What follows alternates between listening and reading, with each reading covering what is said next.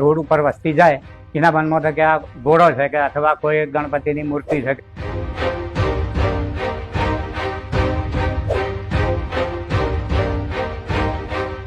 અઢાર ગામની જાગીરોના એડીસી તરીકે નિમેલા હતા અમારા દાદા.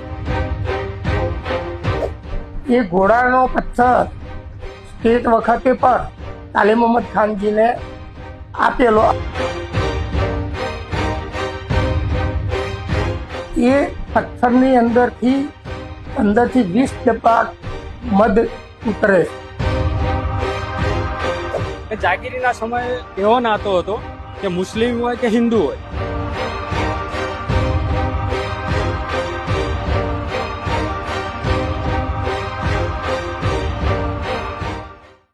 આજે વાત કરવી છે ધોરી પાવઠી ગામ પાસે આવેલા પહાડની, કે જ્યાં પહાડ પર કુદરતી રીતે આકાર પામેલો એક પથ્થર જે છેલ્લા કેટલાય દાયકાઓથી લોકોમાં આગવું સ્થાન ધરાવી રહ્યો છે.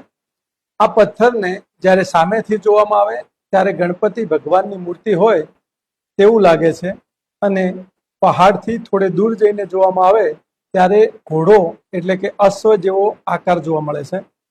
આ ઘોડાને લોકવાયકાઓ મુજબ કોઈ જલોત્રાનો ઘોડો કહે છે તો કોઈ ધોરીનો ઘોડો કહે છે. આ ઘોડો અને પાલનપુરથી અંબાજી તરફ જતા અથવા પાછા આવતા સમયે મુખ્ય હાઈવે પરથી જ ધોરી ગામ પાસે જોવા મળે છે, જે અત્યાર સુધીમાં અનેક લોકોએ જોયો હશે. પરંતુ આજે અમે તમને આ ઘોડા વિશે એક એવી વાત જણાવવાના છીએ જે ખૂબ ઓછા લોકો જાણતા હશે. આ વાત ખૂબ જ જૂના સમયની છે. એક સમયે આ ઘોડો રજવાડાઓ અને જાગીરીઓ વખતની વિશેષ ઓળખ રહ્યો છે. નમસ્કાર, રખેવાળ સાથે હું પ્રવીણ ચૌધરી. આજે વાત કરવી છે સ્ટેટ અને જાગીરીઓ વખતની પથ્થરના ઘોડા સાથે જોડાયેલા કુદરતી વારસાની અને કેટલીક માગણીઓની, જે ત્યારના સમયમાં ખૂબ જ ખાસ રહી હતી. એટલે એથી ને કદાચ રોડ ઉપર વસ્તી જાય એના મનમાં તો કે આ ઘોડો છે કે અથવા કોઈ ગણપતિની મૂર્તિ છે કે ગમે તે કહેતી હોય. બાકી ઓના જોડે જે દંતકથા જોડાયેલી છે એ અલગ જ છે કહેવાનો મતલબ. હવે એ અમારા પૂર્વજો જોડે જોડાયેલું છે. બરાબર. તમને સ્ક્રીન પર દેખાતો આ ઘોડા જેવા આકારનો પથ્થર જે પ્રથમ નજરે સાવ સામાન્ય ચોક્કસ લાગી રહ્યો હશે, પરંતુ અમે તમને જણાવી દઈએ કે આ પથ્થર એ કોઈ સામાન્ય પથ્થર નથી, કારણ કે આ પથ્થર કુદરતી શક્તિથી ભરપૂર છે, અને એટલે જ આ ઘોડો આ બંને ગામો માટે જૂના વારસા તરીકે અકબંધ રહ્યો છે. હવે વળી ઘણા લોકોને થતું હશે કે આ પથ્થરમાં એવું તો શું ખાસ છે તો આખરે એક પથ્થર જ ને. તો હવે સમજો કે આ ઘોડો કેમ ખાસ છે. તેની પાછળ એક ઇતિહાસ છુપાયેલો છે. ધોરી અને પાવઠી ગામ પાસે આવેલો પહાડ જે અરવલ્લીની ગિરિમાળા પૈકીનો એક ભાગ છે, અને આ પહાડ પરનો આ ઘોડો જે પહાડ પરની એક શિલા છે. અહીં વર્ષોથી ભમરા અને મધ ખૂબ મોટી માત્રામાં બેસે છે, જે આજે પણ જોવા મળે છે. એનું લગભગ 25-50 ડબ્બા મધ ઉતરતું આ જે પથ્થરથી. હા, એ ઘોડો છે એના એ પથ્થરથી એટલે 100 ભમર બે હતો, એટલે એક પૂરો, અને એનું એ મધ નીકળતું. એ રીતે પછી તેઓ એમને દાન કર્યું કે ભાઈ આ રોઠાનું જે તે મધ આવે મારી જાગીરમાં એ હું બધે આ ઘોડાનું મધ એને દાનમાં કરી દઉં, એને આપું. એવી રીતે હાલેલું છે. બરાબર. અને એ વાત લઈ વંશ પરંપરા આ દિવસ સુધી અમે તો આલ્યા પછી તો પતી ગઈ વાત. એના પછીની વાત તો કહું કે અત્યારે તો લોકશાહી છે, એટલે લોકશાહીના સમયમાં કોઈને ખબર હોય, અમારા કુટુંબમાં હોય, અમારા ભાઈઓને કોઈને ખબર હોય કે ના હોય. બાકી આ વાત સાચી છે, એમાં કોઈ ફેરફાર નથી. વર્ષો પહેલા પાલનપુર સ્ટેટના નવાબ તાલે મોહમ્મદ ખાનના બેગમ દ્વારા અહીંના મધની માંગણી કરવામાં આવતા ધોરી અને પાવઠી જાગીર વતી પાલનપુર નવાબને અર્પણ કરી દેવાયો હતો. અમારા દાદાઓના સમયમાં મારા બાપાના 18 આપણે સ્ટેટમાં પાલનપુર સ્ટેટ ખરો ને, સ્ટેટમાં 18 ગામની જાગીરોના એડીસી તરીકે નિમેલા હતા અમારા દાદા. મૂળસિંહજી જેમનું નામ, મૂળસિંહજી. બરાબર. હવે મૂળસિંહજી એ જાગીરના એડીસી તરીકે નિમેલા હતા. એ વખત તાલે મોહમ્મદ ખાન આપણા પાલનપુર સ્ટેટના રાજવી હતા. જેથી આ પહાડ પરથી જેટલું પણ મધ ઉતારવામાં આવતું તે પાલનપુર સ્ટેટમાં મોકલી આપવામાં આવતું હતું.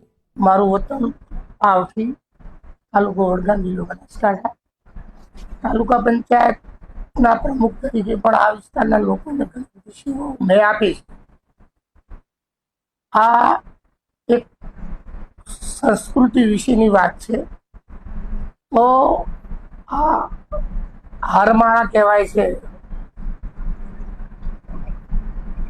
એ હારમાળા તમે જલોત્રાથી અંબાજી તરફ જતા હો ત્યારે નીકળો ને ત્યારે પહેલા જ એક ઘોડાના મુખ જેવો પથ્થરનો એક આકાર છે અને એ ઘોડા નામથી જ ઓળખાય છે.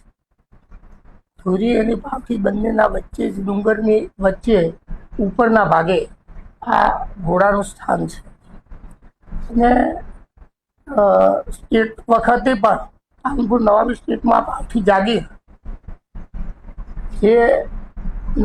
જે વિસ્તારમાં ઘોડાનું આકારનો જે પથ્થર છે એ આવેલો છે અને એ ઘોડાનો પથ્થર સ્ટેટ વખતે પણ પાવથી જાગીરે પાલનપુર નવાબ સાહેબ તાલીમ મોહમ્મદ ખાનજીને એમને આપેલો, અર્પણ કરેલું, જેની મહિમા એવી છે કે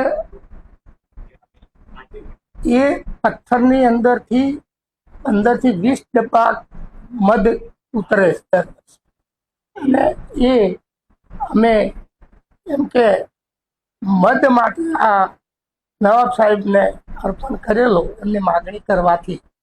આમ જોવા જઈએ તો રજવાડા સમયે ઘોડા જે રાજાઓની સૈન્ય તાકાતનો એક ખાસ ભાગ રહ્યો છે, તે પછી યુદ્ધ સમય હોય કે ઝડપી મુસાફરી માટેની વાત હોય, ઘોડા રાજાઓની એક મોટી શક્તિનો ભાગ રહ્યા છે. અનેક અશ્વોએ રણભૂમિમાં પોતાના જીવ ન્યોછાવર કરી વીરગતિ પામી છે.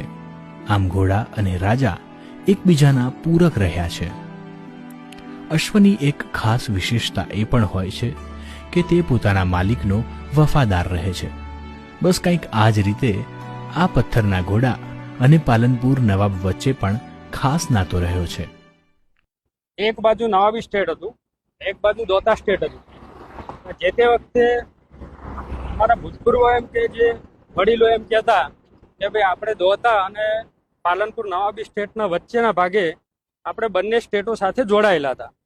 પણ એવું કહેવાય છે કે અમે ધોરી, પાવથી ને અંધારિયા એ નવાબી સ્ટેટ સાથે જોડાયેલું હતું અને એમાં અમારો જે પર્વતાળ વિસ્તાર છે એ પર્વતાળ વિસ્તાર એ જાગીરીના સમયે એવો નાતો હતો કે મુસ્લિમ હોય કે હિન્દુ હોય, એ જ્યારે સ્ટેટના ધણી હતા એ વખતે પોતાનો એકબીજાનો રિશ્તો અને સમજદારીના ભાઈચારાની ભાવના રીતે જીવતા હતા.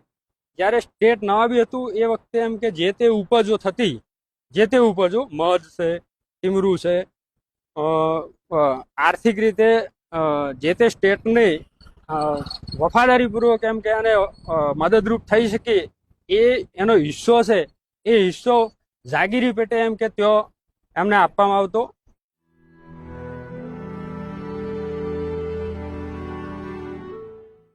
આજે આ વાતને વર્ષો વીત્યા છતાં જે તે વખતે પાલનપુર નવાબને અર્પણ કરવામાં આવેલા મધને લઈને આ બંને ગામોના લોકો જૂની પ્રણાલી અને વડવાઓના વારસાને સાચવતા તેની પર કાયમ છે અને એટલે જ તેમણે તેમના ગામના આ ઘોડા પર બેસતા મધ પર ક્યારેય પોતાનો હક નથી જતાવ્યો.